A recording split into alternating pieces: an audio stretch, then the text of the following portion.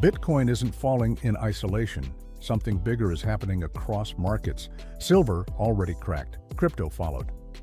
And the stock market may be the last domino still standing.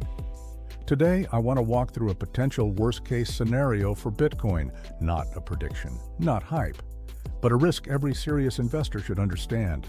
Over the past few days, selling pressure has increased across risk assets. This type of movement rarely stops with just one market. Historically, when capital exits one risk asset, it often continues flowing out of others. Bitcoin is now showing clear technical weakness, not because of headlines, but because of structure. Let's talk about what the chart is telling us. Bitcoin recently formed a classic bear flag pattern, a sharp drop followed by tight consolidation and then continuation lower. Each bounce attempt failed at resistance. Each recovery was weaker than the previous one. In technical analysis, this is called the path of least resistance. When price repeatedly fails to move higher, the market chooses the easier direction.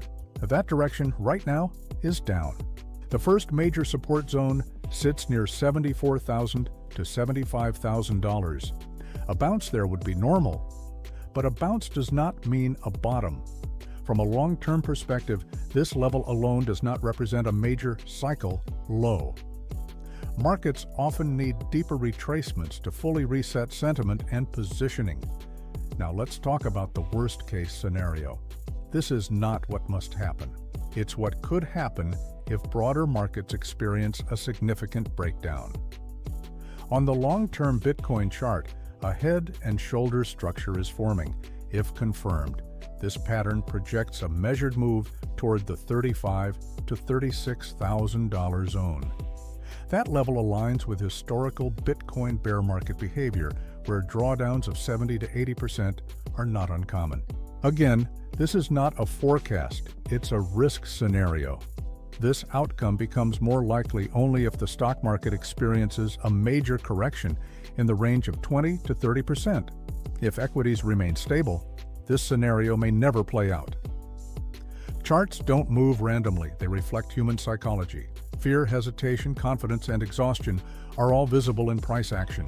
When resistance is tested repeatedly and fails, buyers step aside and sellers gain control. Now let's briefly look at altcoins. Ethereum remains vulnerable toward the $2,100 zone, where prior support and trend structure converge. Solana risks revisiting the $100 area, which could form a potential double bottom region. XRP breaking long-term support is concerning, with a large liquidity gap below current prices. None of this means panic, it means awareness. Markets reward patience, they punish emotion. Understanding risk is what separates long-term survivors from short-term speculation. Stay objective, stay disciplined, and let the market show its hand. This is not financial advice, this is market structure. Thanks for watching.